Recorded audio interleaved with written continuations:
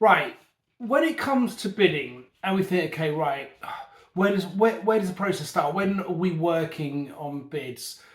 It's quite typically as soon as you find out about a bid being available. So that's where we'd say a tender notice has been issued. The tender notice being the formal advertisement of the bid, where the local authority, central government, whatever it is, has basically put it out to tender, regardless of what it is, whether it's service goods or whatever.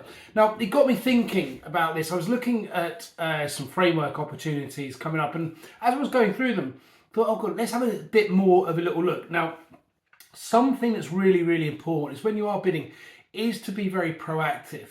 I keep saying this when we're doing these videos, but if you want to be successful, I suppose with anything, there's as much kind of pre-work as you're doing as possible. When I'm thinking about this and what I've just been talking about with the sort of the tender notice is to think, well, what other notices are coming out? These other notices are the ones that people don't really pay too much attention. For example, planned procurement notices and preliminary market engagement notices. Literally yesterday I was going through a big list of information and thought, do you know what, actually some really good stuff here. For example, there was an asbestos framework for NEPO, the North East Procurement Organisation, for all sort of various asbestos works, analysis, surveys and removal. And I dived into it a little bit more, I think it was worth like 150 million quid. It's split into various lots, depending on the service, depending on location and things.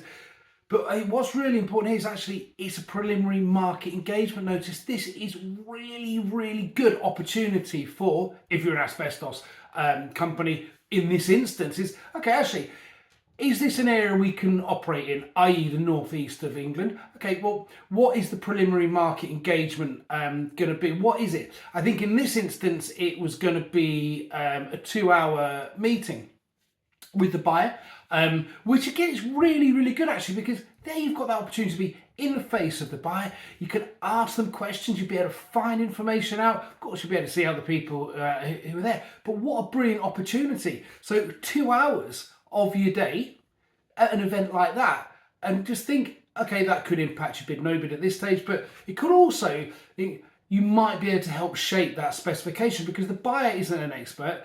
Chances are they're probably reaching out, testing the market, seeing who's interested, seeing is it the right way to procure things. So really, really good opportunity.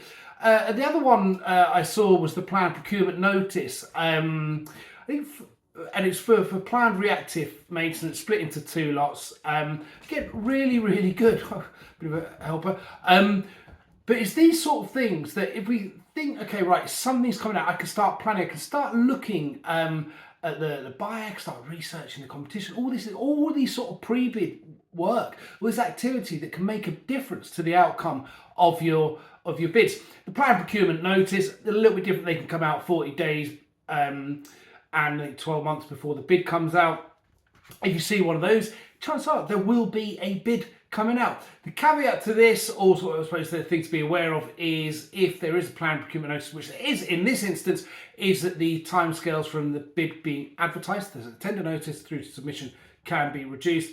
The preliminary market engagement notices, that's probably where you'll find out a little bit more about the estimated time where a bid will come out. There's nothing set in stone at this point, but really good chance to sort of get more involved with the buyer, a bit more research, even planning your own resources. We think running up into summer, people being away and things like that. But of course, you've got to look at sort of other live opportunities that are on those tender notices.